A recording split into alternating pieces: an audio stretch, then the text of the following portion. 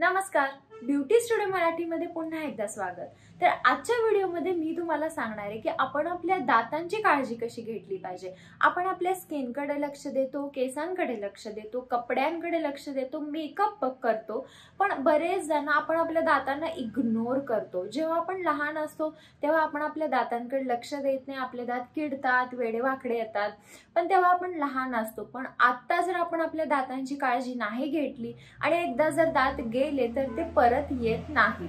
त्यामुळे आपण घरच्या घरी दातांची काळजी कशी घेतली पाहिजे ते मी तुम्हाला आजच्या व्हिडिओमध्ये सांगणार आहे। जर तुमचे दात खूप पिवळे झाले असेल तर घरी तुम्ही त्यांना व्हाइटनिंग कसं करू शकता, सगळं काही डेंटल प्रॉब्लेम्स बद्दल। चला तर मग हा आजचा व्हिडिओ आपण लगेच चालू करूया। सगळ्यात पहिली टिप आहे ती म्हणजे दिवसातून 2 वेळा ब्रश करणे। जेव्हा आपण आपल्या डेंटिस्ट कडे जातो, डॉक्टर कडे जातो, तेव्हा ते सगळ्यात आधी आपल्याला सांगतात की आपल्याला दिवसातून 2 वेळा ब्रश करायचं, एक सकाळी आणि एक रात्री। तर दोन्ही वेळा ब्रश केल्याने आपले दात किडत नाहीत। पण आपण सकाळी तर करतो पण आपण रात्री ब्रश करत नाही। रात्री जर तुम्ही ब्रश केला तर दात तुमचे किडणार नाही। दातांमध्ये जेवल्यानंतर जे कण अडकतात, जे बॅक्टेरिया असतात ते निघून जातात आणि आपले दात जादा तर किडत नाहीत जर तुम्ही रात्री रोजच्या रोज ब्रश केला तर। त्यामुळे रोजच्या रोज रात्री ब्रश करायची सवय ठेवा। नंबर 2 आहे टूथपेस्ट। तर मार्केटमध्ये खूप जास्त टूथपेस्ट आजकाल अवेलेबल आहेत, पण ज्यामध्ये कमी केमिकल्स असतील अशी टूथपेस्ट निवडा। आणि जी काय तुम्ही टूथपेस्ट सिलेक्ट करता त्यामध्ये फ्लोराईड आहे का चेक करा। फ्लोराईड तुमच्या दातांना कॅव्हिटीज पासून दूर ठेवतो, त्यामुळे टूथपेस्ट मध्ये फ्लोराईड आहे का नक्की चेक करा, नमक चेक करू नका। जर तुम्ही टीथ व्हाइटनिंग म्हणजे जर तुम्हाला दात व्हाइटनिंग करायचे असेल, खूप जास्त पिवळे पडले असेल, तुम्ही एक व्हाइटनिंग टूथपेस्ट सर्च करत असाल तर मी ही परफोराची ड्रीम व्हाइट टूथपेस्ट ट्राय केली आहे, ही तुम्ही चेकआउट करू शकता। तर ही अप टू 3 टाइम्स तुम्हाला व्हाइटर टीथ देणार आहे आणि ह्याची प्राइस काहीतरी 140 रुपये आहे।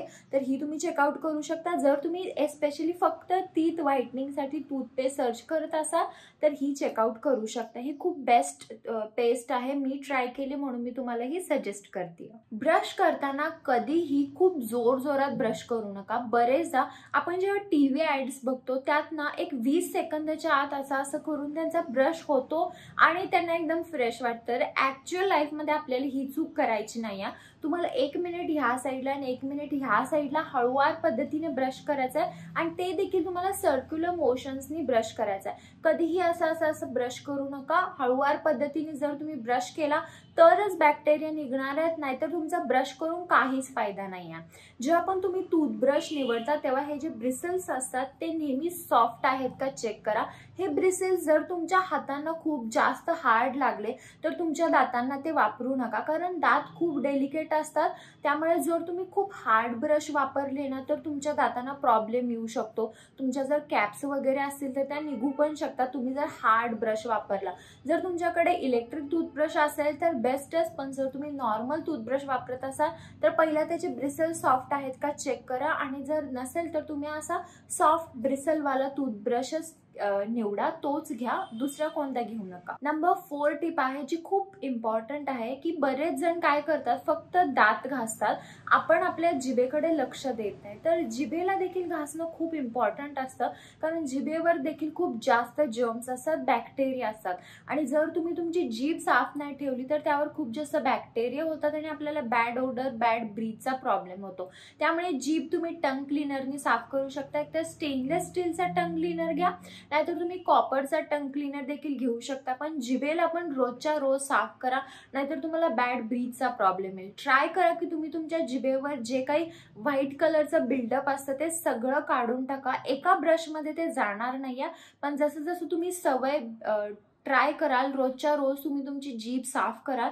तशी तशी तुमची जीभ ना आहे तशी परत रेड होत जाते आणि तुम्हाला परत बॅड ब्रीथचा, बॅड ओडरचा त्रास होत नाही। नंबर 5 आहे ते म्हणजे पाणी। तर पाणी आपल्या सगळ्या प्रॉब्लेम्सवर एकदम बेस्ट सोल्युशन आहे। जर तुम्ही दिवसभरात भरपूर पाणी पिलं तर आपल्या दातांमध्ये कॅव्हिटीज होणार नाहीत आणि दात क्लीन देखील राहतील।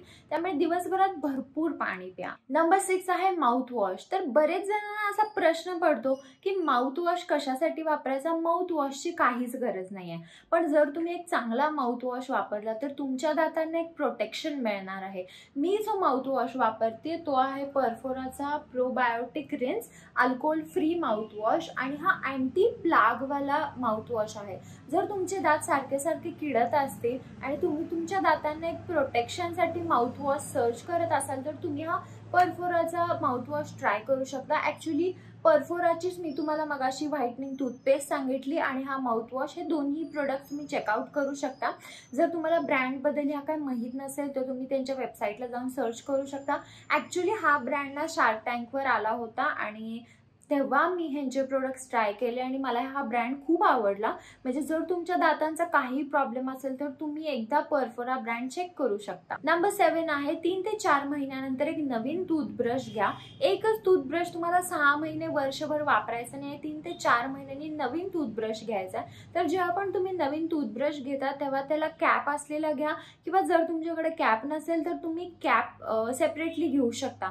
पण नेहमी तुमच्या टूथब्रशला कव्हर करा, कारण बाथरूममध्ये तसाच ओपन राहिला आपला टूथब्रश तर त्याच्यावर बॅक्टेरिया बिल्डअप होतो आणि ते आपण डिरेक्टली आपल्या दातांना लावलं तर दातांना ते चांगलं नसतं. त्यामुळे नेहमी जेव्हा पण तुम्ही टूथब्रश घेता तेव्हा त्याला कव्हर घ्या आणि 3 ते 4 महिन्यानंतर टूथब्रश बदला. नंबर 8 आहे ऑइल पुलिंग. तर ऑइल पुलिंग ही टेक्निक एक आयुर्वेदिक प्रॅक्टिस आहे जी आपल्या दातांना साफ ठेवण्यासाठी केली जाते. तर ऑइल पुलिंगसाठी तुम्ही फक्त आणि फक्त खोबरेल तेलच वापरलं पाहिजे, दुसरं कोणतंही तेल वापरायचं नाही आहे. तर त्यासाठी तुम्ही 1 चमचा खोबरेल तेल घ्यायचं आहे आणि त्यांनी छानपणे 4 ते 5 मिनिटं तुम्हाला तुमच्या तोंडात रिन्स करायचे.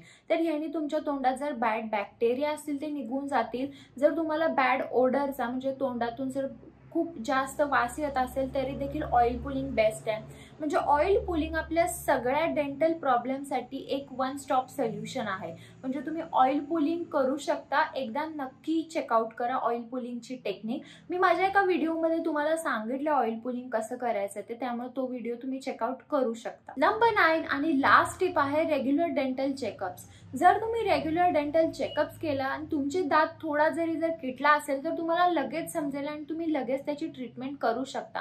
त्यामुळे रेग्युलर डेंटल चेकअप्स करा. तुम्ही प्रोफेशनल क्लिनिंग पण करू शकता. जर तुम्हाला वाटलं की तुमचे दात खूप खराब आहेत आणि तुम्हाला प्रोफेशनल क्लिनिंगची गरज आहे तर तुम्ही डेंटिस्ट कडून प्रोफेशनल क्लिनिंग पण करू शकता. जर तुम्ही कॉफी चहा जास्त पित असाल तर तुमचे दात ना येलो व्हायचे चान्सेस खूप जास्त असतात. एस्पेशली जर तुम्हाला कॉफी प्यायची खूप जास्त सवय असेल तर दात खूप जास्त तुमचे येलो होणार आहे. तर ह्याच्यासाठी तुम्ही प्रोफेशनल टीथ व्हाईटनिंग डेंटिस्टकडे जाऊन पण करू शकता. त्याची कॉस्ट खूप जास्त म्हणजे थोडी जास्त असते. नाहीतर तुम्ही घरच्या घरी टूथपेस्ट आणि टीथ व्हाईटनिंग पावडर आणून देखील तुमचे टीथ व्हाईटनिंग करू शकता. तर ह्या होत्या काही डेंटल टिप्स. जर तुम्हाला काही शंका असतील, काही विचारायचं असेल तर तुम्ही मला कमेंट बॉक्समध्ये विचारू शकता. जर व्हिडिओ आवडला असेल तर व्हिडिओला लाईक करा, शेअर करा आणि चॅनलला सबस्क्राईब करायला विसरू नका. चला तर मग आपण लवकरच भेटूया एका नवीन व्हिडिओमध्ये. तोपर्यंत काळजी घ्या. बाय.